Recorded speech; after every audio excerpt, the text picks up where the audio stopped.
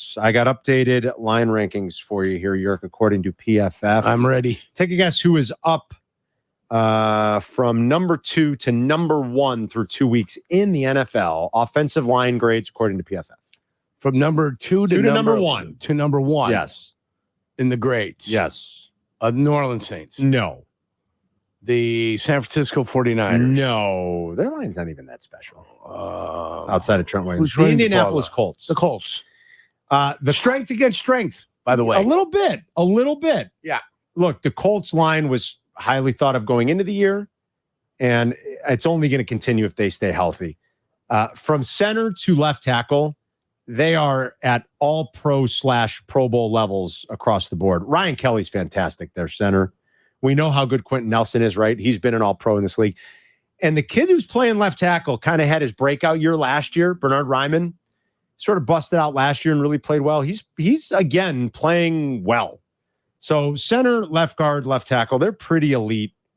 This is what they write, Jurko, about the Indianapolis Colts up to number 1. The Colts line played another strong game in week 2 despite losing at Lambeau. Even though Anthony Richardson dropped back 36 times, the unit allowed just 5 pressures, 1 sack, 4 quarterback hurries. As a result, Indy's O-line tied for the 4th highest PFF pass blocking efficiency score in week 2.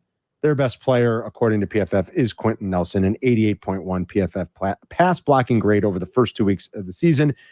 Guess what? That leads all guards in football. I don't think that would surprise anybody. Where do you think the Bears are in their rankings?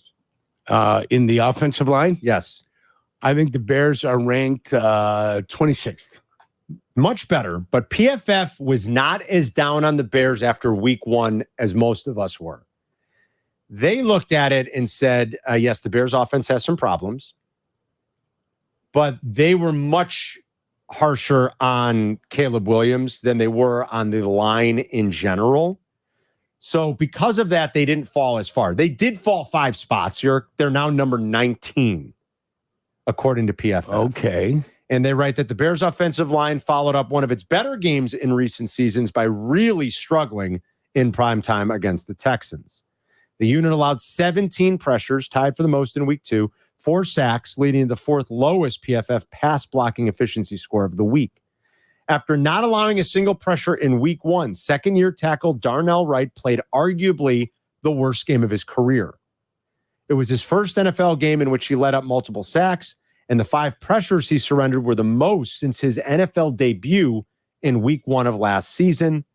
They do write that their best player was Tevin Jenkins, but they say Jenkins was no exception to Chicago's woes. His 4 pressures allowed were his most in a game since week 14 of 2021.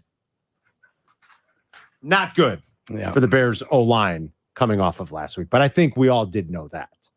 That's the eye test and the PFF grades. What's the Colts defensive line look like? I don't know if they updated the D-line grades yet, Jurk. I don't know. All right. Well, we'll be waiting for those because the D-line grades are important. I can find those for you when they. I don't see those yet. The keys on Friday for me at Buffalo Wild Wings are going to be easy. Don't scoop yourself now. I'm not going to scoop myself. What are we talking about? We're talking about our offensive line and how pitiful it is. Yeah. So what do you believe key number 1 is going to be? Offensive line has to play better, right? Yes. Key number 2 was you've got to establish the run, right? Yes. You've got to run the ball a little bit better to take all the pressure in the world off your quarterback, Caleb Williams. This is not complicated. Thank you. I can't keep calling for defensive touchdowns to happen. Takeaways. Yeah. I mean, I can call for takeaways, but I'm not going to put the pressure on the defense. I might include the punter in it this time. No, don't. Tremendous fan that Jeff Meller is a punter. Just stop. Why? Because how about he actually be involved in a game? Like in a positive manner. How about getting somebody down to the 3? That's, that's what maybe that happens this I week. was sold that bill of goods. Yes. By the general manager, Ryan Poles, the caring one. Oh, it'll the happen. One who loves everyone and doesn't ever want to cut anyone. The ever-loving one, Ryan Poles. PFF does have upgraded passing grades for the quarterbacks. Let me hear that. Guess who's number 1? I don't think it's too hard to figure out. Mahomes. No. Herbert. No. He hasn't done anything that special. The offense that's lighting the world on fire. Derek Carr. Derek Carr has the best. I guess passing New grade. Orleans earlier, nothing, but now it is New Orleans. Derek Carr has the best passing grade.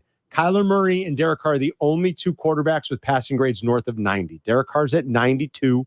Kyler Murray is at 90.9. Then it's Sam Darnold, Aaron Rodgers, and are you ready? Yeah. Bears fans. Well, Justin fans. Justin Fields has the 5th best passing grade so far through 2 weeks, according to PFF. Caleb is not dead last. Bryce Young is last, and it's by a long shot. That's not going to surprise anybody.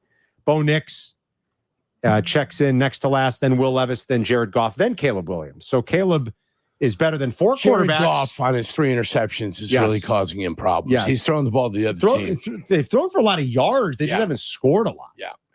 You know, that's a team that normally scores 32 points per game at home. They're only, their first 2 games at home, they've only averaged about 22, I think. And when you throw it to the other team, that's bad. It's bad. That's bad. So Goff, Levis, Nix, and Young all worse. And it sure seems like in Carolina, they're probably going to move on from Bryce Young. Isn't that a kick in the you-know-what? New regime, new coach. New regime, new coach. They're going to try to trade him, I guess? Maybe. I'm sure they'll try. What can you trade him for? I wouldn't give more than a 4th-round pick for him. I guess who's the team that traded? Who drafted Josh Rosen? Was it the Cardinals and then they traded him to Miami, or was it the other way around? It was the Cardinals. The Cardinals, Chris, and then didn't they trade him to Miami? Does that sound right? I believe so. Because remember, they did trade Josh Rosen.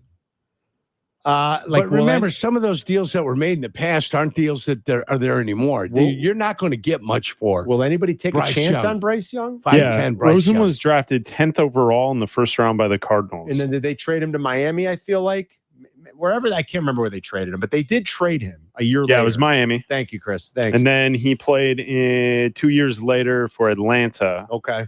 He played in, or he was active for 4 games. He only threw 2 passes. What was he traded for? Does it have the deal in there? I bet you Chris can find it. I bet he can look it up and find it. I don't know that Bryce Young's long for this league. I don't see it. I mean, not only is he just too small, quite frankly, which was, I think, everybody's big concern. I just don't see it. So April 26, 2019, he was traded from the Cardinals to the Dolphins for a 2019 second-round pick, 62nd overall, and a 2020 fifth-round pick, 153rd overall. Which they got a 2nd and a 5th for him after he busted out there. Yeah. I don't think Carolina's pulling that off. No, I think they get a 4th. Yeah, I think there's enough tape, and I think there's enough questions about Bryce Young. It just doesn't look like I don't know, man. It doesn't look like he can play. I'm sorry. For somebody, and it's got to be a quarterback guru type guy. Maybe. That's going to bring him in and maybe take a flyer on him. Maybe. It's got to be a guru. Doesn't look good, Yerk. Big O is on the south side on ESPN 1000. Hello, Big O. Hey, fellas, I've been trying to get in touch with you guys for 3 days. Oh, boy. I'm glad you I know. I'm not calling to brag or bloviate because I understand with the training camp situation, this is basically preseason for the starters. I get it. Okay, I understand all of that. But I basically called to give my prediction for this week's game. Okay. So instead of Big O from the south side, I'm the Oracle right now. And I wanted to say the Colts 31, Bears 13, Jonathan Taylor and Alec Pierce will obliterate the Bears defense this coming weekend. Jeez. Okay. Alec Pierce is good. Pittman hasn't been involved much yet. Alec Pierce is good. And can I say one thing before you make your comment? Yes, you can. Can I say one thing? I just been wanting to say this. My aching Panachki. That's pretty good, Big O. Thank you, Big O. I hope that's not the case. That'd be ugly for the Bears. Alec Pierce is good. Michael Pittman hasn't been involved that much yet, but that's because Anthony Richardson has really struggled with his accuracy. Richardson is 31st right now, Yerk, in expected completion percentage. Bryce Young is dead last. And again, we know how bad he is. Richardson's 31st. Caleb, for what it's worth, is 29th. Not much better. Both have been pretty lousy in terms of completion percentage over expectation. They've been well under. Richardson, do you realize, Yerk? Now, it's only 2 games. He's not even completing 50% of his passes. Yeah, he's 26-53. And 416 yards, 7.8 yard average, 3 tutties, 4 interceptions. He's been sacked 3 times. The other problematic thing with Richardson is the turnover-worthy play rate is the highest in the NFL. Almost 8% of his throws have been turnover-worthy. And this is why people avoided Michael Pittman like the plague in the draft we were in. You might be right. No, 100% truth. He was sitting there the whole time. And I'm wondering, at what point does the trigger get pulled? He was like the 13th ranked wide receiver. He went 42nd in the wide receivers. Did Alec Pierce even get drafted? I don't think so. Yeah. Did not get drafted. You know, I really like their head coach in Indy. I think Shane Steichen can coach. I do. You are a believer in him. I think last year what he did from Richardson to Minshew when Richardson got hurt, the way he increased their productivity year over year, you know, from the previous regime in Indy to his arrival, the way the Eagles offense fell off a cliff with and without Shane Steichen, right? Like, I think there's something there. You know, another stat that I love from last year? What do you got? You know what the Colts record was when they led at halftime last year? No. 8-0.